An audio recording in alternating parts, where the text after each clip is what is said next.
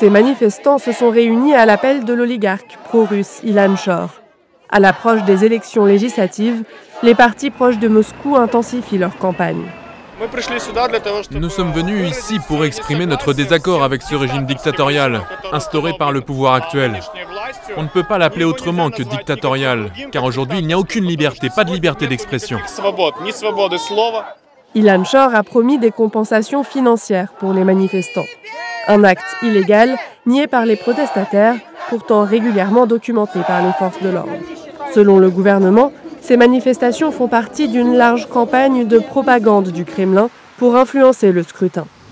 Cet activiste tente de contrer la désinformation via des contenus explicatifs sur les réseaux sociaux. Sa dernière vidéo démonte un deepfake dans lequel apparaît la présidente de la commission électorale.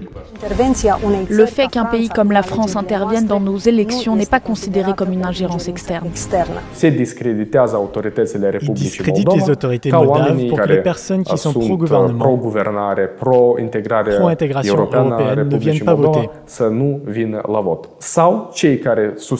Ou pour que ceux qui soutiennent le parcours pro-Est, pro-Kremlin, soient furieux.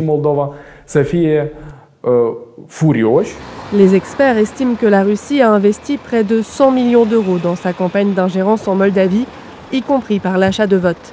Des actions en partie financées par les crypto-monnaies, selon plusieurs sources.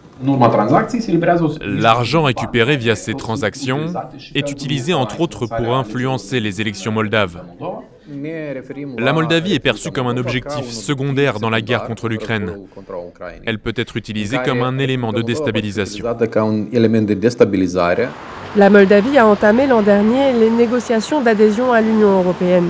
Le parti pro-européen tentera de conserver sa majorité au Parlement, un pari loin d'être gagné d'avance.